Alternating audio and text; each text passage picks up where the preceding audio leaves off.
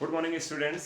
ठीक है, तो आज के वीडियो में जो है आप लोगों को मैंने बताया था एम्पायरिकल फार्मूला और मॉलिक्यूलर फार्मूला से रिलेटेड न्यूमेरिकल कैसे लगते हैं, कैसे किए जाते हैं। एक दो न्यूमेरिकल लगा के भी मैं दिखाऊंगा और उसके पहले की लेकिन कुछ थ्योरी है जो आप लोग को समझना बहुत ज़रूरी है। ठीक है, ये क्लास 11th का पहला चैप्टर है और मेरे ख्याल से 9th लेक्चर है ये उसका। ठीक है, लगभग 11-12 वीडियोस बनेंगे और आपका बहुत आराम से एक एक टॉपिक चैप्टर 1 का क्या हो जाएगा, कवर हो जाएगा। ठीक, अच्छा अब देखिए यहाँ पर लिखा हुआ मॉलिक्यूलर फार्मूला। आप क्लास 11th में आ गए हैं तो शायद ही कोई ऐसा बच्चा हो जिसको मॉलिक्यूलर फार्मूला ना पता हो, लेकिन डेफिनेशन एक बार पढ़ लीजिए। Which express the actual number of atoms of each element present in one molecule. किसी भी मैटर के एक मॉलिक्यूल में उस किन किन एलिमेंट्स से बना है उनके एटम्स का एक्चुअल नंबर रिप्रेजेंट करता है कौन? Molecular formula. ठीक है, विच मतलब कौन? Molecular formula. Represent express the actual number of atoms of each element present in one molecule of one molecule. ठीक है, अब देखिए यहाँ पर लिखा हुआ है एग्जाम्पल। क्या लिखा हुआ है? एग्जाम्पल। ठीक है, अच्छा अभी देखिएगा एग्जाम्पल बेंजीन लिखा है। बेंजीन का मॉलिक्यूलर फार्मूला क्या होता है? C6H6। अच्छा तो वाटर का मॉलिक्यूलर फार्मूला क्या होता है? H2O। मतलब बेंजीन के एक मॉलिक्यूल में एक्चुअली कार्बन के कितने एटम है? 6 कार्बन के एलिमेंट है और हाइड्रोजन कितने एटम है? 6, एक एलिमेंट है। ऐसे ही अगर आप बात करेंगे कॉमा करके मैं लिख दे रहा हूं वाटर, तो वाटर का मॉलिक्यूलर फार्मूला क्या होता है? बोलिए H2O। वाटर के एक मॉलिक्यूल में हमेशा हाइड्रोजन के कितने एटम होंगे? 2 और ऑक्सीजन का 1। तो ये तो आप जानते थे, ऐसे ही लिख दिया, आप नोट्स बना लीजिएगा। ठीक है, आगे बढ़ते हैं। इंपायरिकल फार्मूला, ये शायद आपके लिए कुछ नया शब्द हो। ठीक है, या हो सकता है कहीं आप पढ़े भी हों। ठीक है, ये आपके लिए नया शब्द। अब इसका मतलब क्या हुआ? It represents the simplest ratio. Simplest ratio, यहाँ पर सिंपलेस्ट होल नंबर रेशियो भी आप बोल सकते हैं। देखिए मैं रेशियो बोलूं या बोल रहा हूं, आप नोट कर लीजिएगा, होल नंबर रेशियो।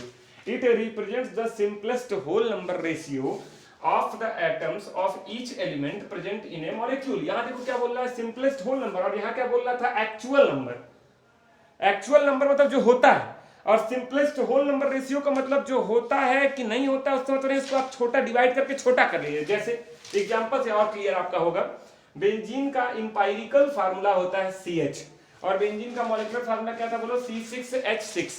अच्छा इसको छोटा करो, ये देखो 6 और 6 दोनों में कॉमन है ना, तो जो कॉमन नंबर है उससे डिवाइड कर दो। 6 से डिवाइड करोगे तो ये 6/6 1, 6/6 1, तो C1H1/CH आ गया।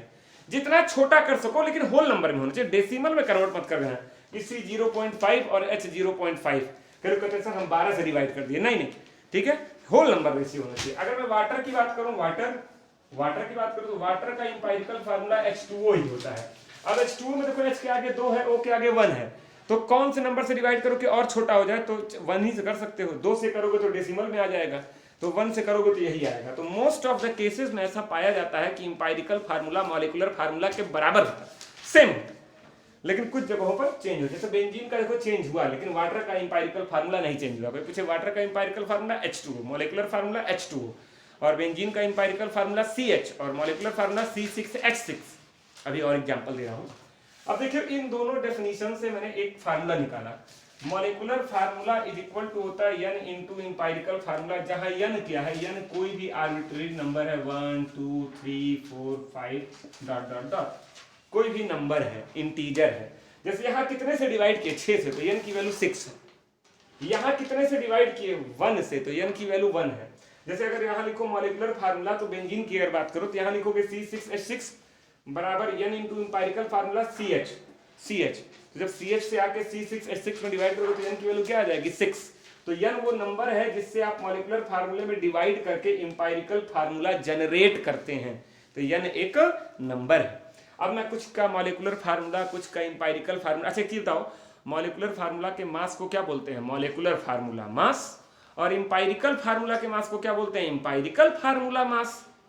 आगे मास वर्ड लग जाएगा। अच्छा इसको शॉर्टकट में मैं लिखूंगा MF, इसको EF।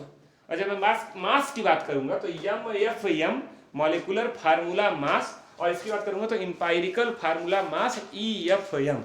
तो मैं कुछ एग्जांपल और आपको दे रहा हूं, इसको मिटाकर प्रैक्टिस करने के लिए, आप समझिए कि ऐसे होता है। ठीक है, फिर धीरे धीरे आगे बढ़ेंगे, कोई तेजी नहीं है।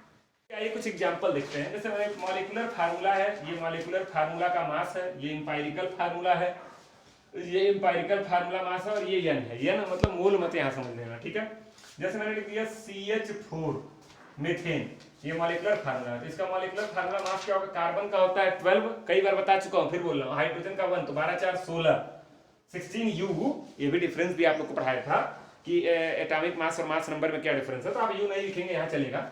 इंपायरिकल फार्मूला, इसको देखो कार्बन 1 हाइड्रोजन 4 है, तो छोटा नंबर क्या है, 1, 1 से डिवाइड करो यही आएगा। तो इंपायरिकल फार्मूला मास भी क्या हो जाएगा 16। तो बताओ n की वैल्यू क्या हो जाएगी 1, 1 1 से डिवाइड किए तो 1 आए। यहां लिख दिया मैंने C2H6 इथेन। तो बताओ इसका मॉलिक्यूलर फार्मूला मास 12 दूनी 24 6 30, 2 से डिवाइड करो 2 से, तो ये क्या आ जाएगा CH3। तो ये क्या आ जाएगा 12 3 15, इसका जस्ट आधा आएगा, इसको 2 से डिवाइड किए इसको 2 से डिवाइड करेंगे तो n की वैल्यू क्या हो गई 2। यहां लिख दिया गया कुछ भी C12H22O11, याद आ रहा है ये क्या है, ये ग्लूकोज नहीं है, शुगर है, शुगर, ठीक है। अच्छा तो इसका मास कितना आएगा, मेरे ख्याल से 342 आएगा, आप चेक कर लेना। अच्छा ये किससे डिवाइड होगा, किसी से नहीं डिवाइड होगा, देख लो इतना बड़ा है फिर भी डिवाइड नहीं होगा, 2 से ये दोनों हो जाएगा, ये नहीं होगा, 11 से ये हो जाएगा, ये हो जाएगा, ये नहीं होगा, तो कोई बात नहीं। इसका इंपायरिकल फार्मूला भी यही हो गया C12H22O11, इसका इंपायरिकल फार्मूला मास भी 342 होगा और n की वैल्यू 1 होगी। अगर मैं ग्लूकोज लिख दूं C6H12O6, ठीक है, तो ये देखिए डिवाइड हो जाएगा 12 6 72, 16 6 96, 180 आएगा मेरे ख्याल से, ठीक है, चेक कर लेना आप लोग, ठीक है, 96 96 और 12 72 98, हाँ 180 आएगा। इंपायरिकल फार्मूला को 6 से डिवाइड हो जाएगा, तो C1H2O1 देख लो, ये 6 से करोगे तो 1 आएगा, ये 2 आएगा, ये 1 आ जाएगा। अब इसका मास निकालोगे तो क्या आएगा, इसका आप ऐसे CH2O भी लिख सकते हैं, ठीक है। तो 12 तो 14, 16 और 14 30 आएगा, 6 से डिवाइड किया तो 180 में भी 6 से डिवाइड कर दोगे 30 आ जाएगा, तो ये हो जाएगा 6, ठीक है। कोई दिक्कत, कहीं कोई दिक्कत हो तो बताते रहना भाई, एकदम सिंपल आपको बताते चलना है, प्रैक्टिस कर दो। 4 एग्जांपल ही बहुत है, 1 2 पहले बता दिए थे। तो इस तरीके से निकालते हैं हम लोग क्या, मॉलिक्यूलर फार्मूला आपको पता रहे तो आप क्या निकाल सकते हैं, molecular formula mass, empirical formula mass और n की वैल्यू। तो यहां से 2 फार्मूले बन के आए। फार्मूला नंबर 1, मॉलिक्यूलर फार्मूला मास बराबर n इंटू इंपायरिकल फार्मूला मास। ये सब फार्मूला याद रखिएगा, इसी पे न्यूमेरिकल लगवाऊंगा भाई, बाद में फिर मत कहना कि बताया नहीं, शुरू में पहले तो बेसिक क्लियर कर दे रहा हूं। और मॉलिक्यूलर फार्मूला बराबर होता है n into empirical formula, n into empirical formula. मतलब आपको इंपायरिकल फार्मूला और n पता हो तो मॉलिक्यूलर फार्मूला निकाल लोगे, या मास पता हो तो भी आप निकाल लोगे मास। तो ये 2 फार्मूले बन गए, इन दोनों का आपको इस्तेमाल करना है, ठीक है, और इसको इस्तेमाल करते हुए आप आगे चलना। एक और बता दे रहा हूं, तीसरा फार्मूला, ये भी यहीं लगे हाथ, याद कर लो। मॉलिक्यूलर मास बराबर होता है, मॉलिक्यूलर मास बराबर होता है 2 into vapour density, 2 into vapour density, gas के केस की बात हो रही है। ये भी एक फार्मूला है, ये भी यहीं याद रखो, इसका भी इस्तेमाल होता है कई जगहों पे न्यूमेरिकल में। अगर वेपर डेंसिटी में तो अभी फिलहाल आप डेंसिटी से समझिए, अगर हाइड्रोजन गैस की डेंसिटी 1 दी है तो उसका मोलर मास क्या हो जाएगा, 2 इंटू 1 2 हो जाएगा। या यूं कह लो, ये तो कार्बन डाइऑक्साइड का मॉलिक्यूलर मास क्या होता है 44, तो बताओ उसकी वेपर डेंसिटी क्या होगी, आधा कर दो 22। नाइट्रोजन का मॉलिक्यूलर मास क्या होता है 28, तो उसकी वेपर डेंसिटी क्या होगी, आधा कर दो 14। मतलब वेपर डेंसिटी मॉलिक्यूलर मास की आधा होती है, या वेपर डेंसिटी दिया है उसमें 2 से मल्टीप्लाई करके आप क्या निकाल सकते हैं, मॉलिक्यूलर मास। तो इसको आप नोट कर लीजिए, स्क्रीनशॉट ले लीजिए, कॉपी में लिख डालिए, ठीक है। इसके पहले डेफिनेशन बताया मॉलिक्यूलर फार्मूला की, इंपायरिकल फार्मूला की, और कुछ एग्जांपल करा कि ये 3 फार्मूले वेरी इंपॉर्टेंट, ठीक है। इसी पे धीरे धीरे हम आगे बढ़ेंगे। देखिए एक न्यूमेरिकल है, न्यूमेरिकल से अब चीजों को आप समझेंगे। A sample contains 93.71% carbon and 6.29% hydrogen, ठीक है। If it's molecular mass is 128 ग्राम पर मोल, या इसकी जगह आप यू भी लिख सकते हैं, AMU। कैलकुलेट इट्स मॉलर फार्मूला या मॉलिक्यूलर फार्मूला। इस टाइप के क्वेश्चंस को, इंपायरिकल फार्मूला और मॉलिक्यूलर फार्मूला निकालने वाले क्वेश्चंस को हमेशा एक चीज अपने जहन में बिठा लीजिए, हमेशा आपको एक टेबल बनाना होगा अगर आसानी से आपको एक क्वेश्चन सॉल्व करना है, ठीक है। उस टेबल की हेडिंग याद रखनी है कि उस टेबल में कितने कॉलम्स होंगे और क्या उसकी हेडिंग होगी। तो देखिए मैं टेबल आपको बता रहा हूँ, यही टेबल बार बार आपको बनाना है, बार बार 100 न्यूमेरिकल लगाओगे 100 बनाना है, ठीक है। टेबल में देखिए क्या है आपका, यहीं पे मैं यहीं से चल रहा हूँ, चलिए मान लीजिए टेबल बना रहा हूँ, ठीक है। तो इसमें आपको क्या क्या चीजें लेके चलनी है ये ध्यान दीजिएगा, ठीक। पहला कॉलम आपको बनाना है एलिमेंट का, थोड़ा छोटा छोटा लिखूंगा, कहीं कोई दिक्कत होगी, बोल रहा हूं तो नोट कर लीजिएगा, एलिमेंट का। दूसरा कॉलम आपको बनाना है परसेंटेज का। तीसरा कॉलम आपको बनाना है एटॉमिक मास का, इतना रट लो, यही करना है। चौथा कॉलम आपको बनाना है मोल का, मोल पढ़े हो। पांचवा का कॉलम आपको बनाना है सिंपल रेशियो, सिंपल रेशियो। और सबसे लास्ट कॉलम की कभी कभी जरूरत पड़ती है simplest whole number ratio, simplest whole number ratio, simplest whole number ratio. यही कॉलम आपको बार बार बनाना है। कई नीचे सर 2 लाइन क्यों खींचे हैं, क्योंकि क्वेश्चन पढ़ते वक्त मैंने देख लिया था कार्बन है और हाइड्रोजन है, कार्बन और हाइड्रोजन के अलावा कंपाउंड में और कोई तीसरा एलिमेंट नहीं है। तो देखो ये चीज आपको इतना याद रखना है, इसकी जरूरत कभी कभी पड़ती है, कभी पड़ती ही नहीं, बाकी की जरूरत पड़ेगी ही पड़ेगी। तो बताओ कौन कौन से एलिमेंट है, कार्बन है और कौन है, हाइड्रोजन है।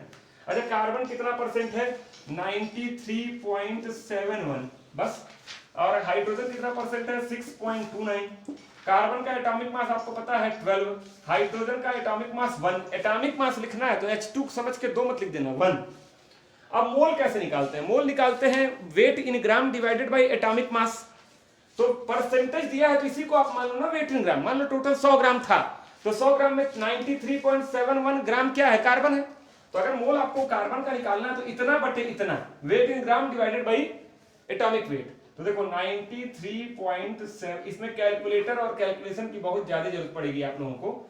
93.7 और इसको निकालोगे तो यही आएगा 6.29 डिवाइडेड बाई 1, तो ये आपका आ गया 6.29।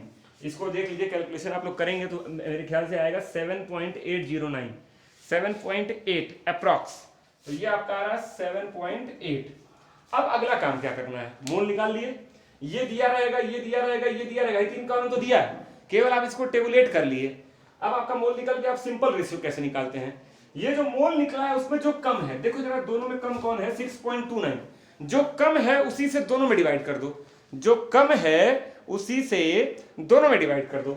चलो तो ये देखो 7.8 divided by 6.29 is equal to कुछ आएगा, और ये 6.29 डिवाइडेड बाई 6.29 तो इज इक्वल टू 1 आएगा। पहला क्वेश्चन है, इसका पूरा स्टेप लिख देना। इसको आप डिवाइड करेंगे तो 1.2 आएगा मेरे ख्याल से।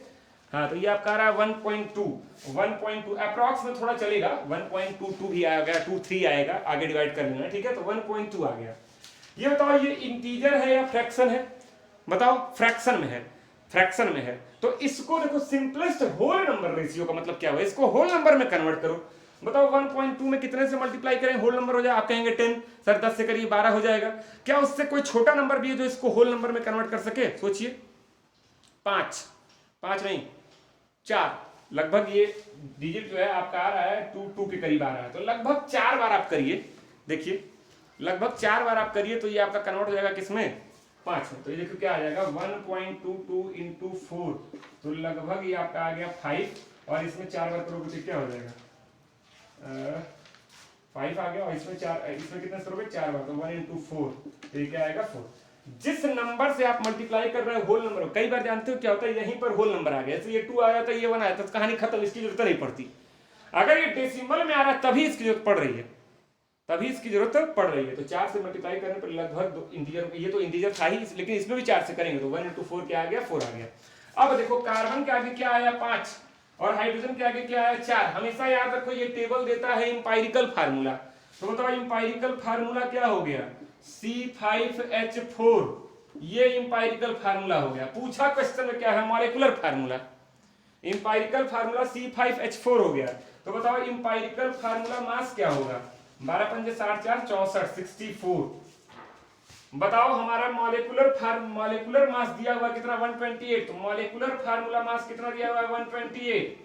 अब आप लोग अभी एक फार्मूला बताया था, अभी शुरुआत में फार्मूला बताया था कि मॉलिक्यूलर फार्मूला मास बराबर n इंटू इंपायरिकल फार्मूला मास।